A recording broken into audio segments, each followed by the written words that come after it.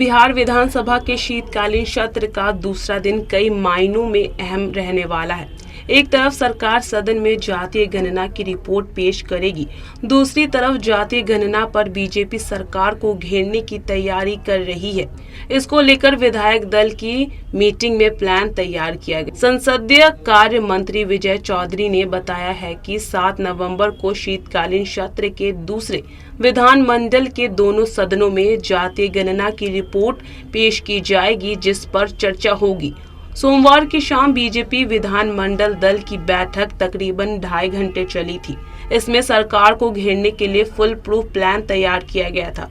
इसके साथ ही बीजेपी सदन में लालू प्रसाद यादव को अति पिछड़ा विरोधी बताएगी और जातीय गणना के मैकेनिज्म पर भी सवाल उठाएगी। विधायकों और विधान पार्षदों को जातीय गणना पर पार्टी की लाइन बता दी गई है। सभी को मंत्र दिया गया है कि एकजुटता के साथ सदन में जातीय गणना पर सरकार को घेरना। आपको बता दें कि बीजेपी नेता सुशील मोदी ने कहा कि अभी कई जातियों के मन में संदेह है कि उनकी आबादी को कम करके दिखाया गया है। वहीं मुस्लिम और यादव जाति की आबादी में बढ़ोतरी की गई है, इसलिए आंकड़ों में पारदर्शिता का होना जरूरी है।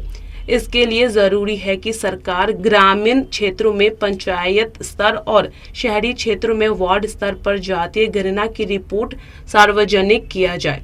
बीजेपी सरकार को सदन में घेरने के लिए 1931 की जनगणना और 2013-14 में A.N. सिन्हा इंस्टीट्यूट की ओर से विभिन्न जातियों की रिपोर्ट को आधार बनाकर सरकार से सवाल करेगी। सुशील मोदी ने कहा कि 1931 के जनगणना को आधार माने तो यादव और मुसलमान समुदाय की जनसंख्या में अच्छी खासी बढ़ोतरी हो गई है, जबकि अधिकांश जातियों की संख्या में कमी आई है। A.N. सिन्हा इंस्टीट्यूट ने 1 दर्जन से ज्यादा जातियों की एक रिपोर्ट तैयार की थी। इस रिपोर्ट ने 2013 और 14 में जो संख्या दी गई थी वह घट कैसे गई, इन सारी बातों का जवाब देना होगा। बीजेपी बिहार में जातीय गणना का क्रेडिट अपने नाम लेने की कोशिश करेगी।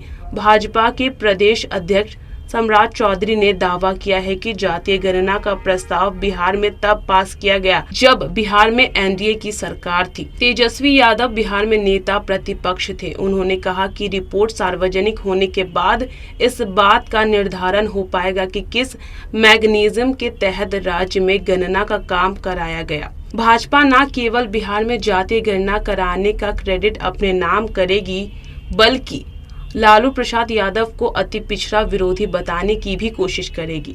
आपको बता दें कि इन सबके साथ सदन में बीजेपी सरकार से ओबीसी के लिए योजनाओं का डिटेल भी मांग करेगी। सुशील मोदी ने कहा कि नीतीश कुमार कई बार कह चुके हैं कि जो जातीय आंकड़ा पेश की गई है, आबादी के हिसाब से योजनाएं बनाई जाएंगी। अब देखना होगा कि सरकार क्या योजना बनाई है।